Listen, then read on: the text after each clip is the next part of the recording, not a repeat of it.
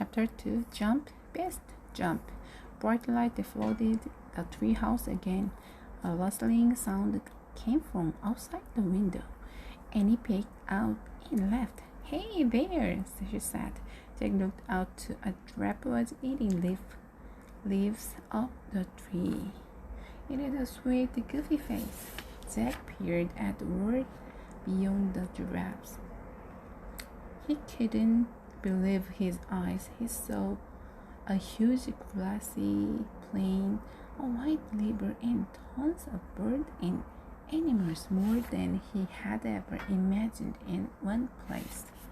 Giraffes and zebras were on the side of the river where Jack and Annie were. Thompson gazelles and the big horned animals were on the other side. "We're at the lions," said Jack. "I don't know," said Annie. "Do you think it's always this crowded?" "Let's find out," said Jack. He picked up the Book of Africa and looked at the picture of the animals. He read aloud. "Every year in late spring, thousands of zebras and gazelles and millions of wild beasts migrate from the dry plains of Tanzania of Kenya." "What migrate means?" said Annie. Just to push his glasses into place. "It means they go someplace else for part of the year, like birds going south for the winter." "All right," said Annie. Jack turned the page to read more. "Before they are safe in Kenya, the animals must first cross the Mara River.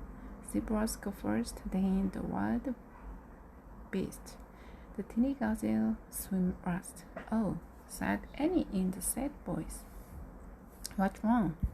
said Jack. "Poor beast." She looked out the window. "They seem afraid." On the far side of the river, the horned animals were standing at the edge of the steep bank of the river. They stared down nervously at the rushing water. "Jump, beast, jump!"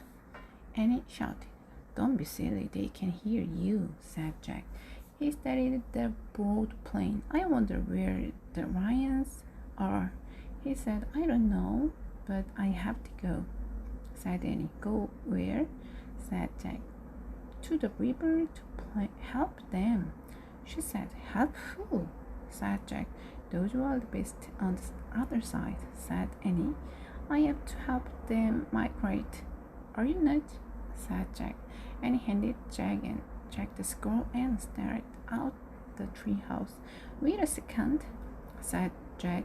"We haven't even read Morgan's Little yet." Annie stopped on the ladder. "Read it now," she said. Jack unscrolled the anxious scroll and read aloud.